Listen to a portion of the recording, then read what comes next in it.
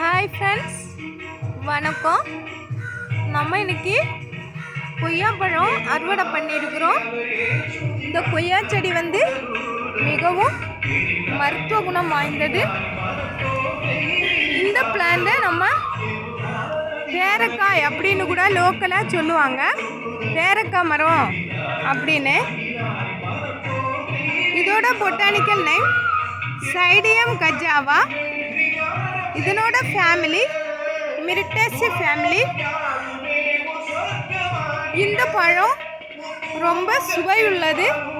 இதனோட உள்பகுதி சிகப்பு கலரில் இருக்கு. இது சாப்பிட்றதுக்கு ரொம்ப சுவையாக இருக்குது.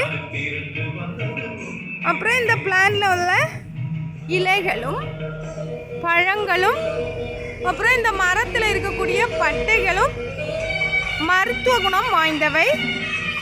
இதில் அதிகமாக விட்டமின் சி அதிகமாக இருக்குது.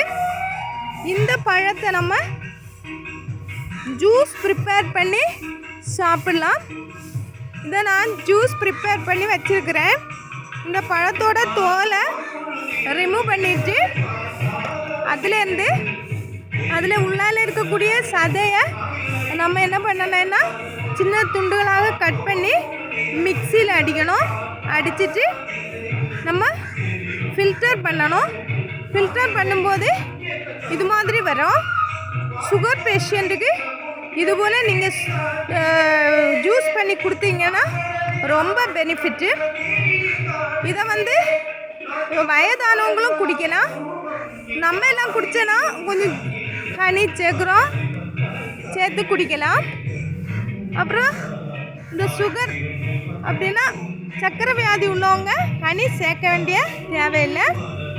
அப்புறம் இந்த இலைகள் ரொம்ப முக்கியத்துவம் வாய்ந்தவை. இதில் ஃப்ளேவனாய்டு அதிகமாக இருக்குது. அப்புறம் ஆன்டி ஆக்சிடென்ட் அதிகமாக இருக்குது. இது பிளட் சுகரை கண்ட்ரோல் பண்ணுது. அதனால இந்த இலைகளை சின்ன சின்ன துண்டுகளாக கட் பண்ணி நம்ம கொஞ்ச நேரம் கொதிக்க வைக்கணும். கொதிக்க வைக்கும்போது இந்த கலரில் வரும். இந்த ஜூஸ் ரொம்ப உடல் நலத்துக்கு மிகவும் நல்லது. நம்ம இப்படி ஜூஸ் ப்ரிப்பேர் பண்ணி இதை சாப்பிட்லாம். இது டெங்கு காய்ச்சல் அப்படி உள்ள நோயை கூட குணப்படுத்தக்கூடிய தன்மை உடையது. டெங்கு காய்ச்சல் இருக்கிறவங்க இந்த ஜூஸை பருகுனா அது குறைவாகும் அப்படிங்கிறாங்க. அப்புறம் இந்த மரத்தோட பட்டை இதாக இருக்குதுங்களா, இதோட பட்டையில் நிறைய சானின் இருக்குது. இது ரொம்ப மருத்துவ குணம் வாய்ந்தது. இது வயிறு சம்பந்தப்பட்ட நோய்கள் இதெல்லாமே குணப்படுத்துவதற்கு பயன்படுகிறது. தொற்று நோய்கள் அதிகரிக்காமல் அதை கட்டுப்படுத்துவதற்கு இந்த பட்டைகள் உதவுகிறது. இந்த இலைகளில் இருக்கக்கூடிய இந்த சாறு எதுக்கு உபயோகப்படுதுன்னா சிறுநீரகத்தில் வீக்கம் இருந்தால் கூட அந்த ஜூஸ் நமக்கு நிவாரணியாக உதவுகிறது. அப்புறம் என்னென்னா இலைகள்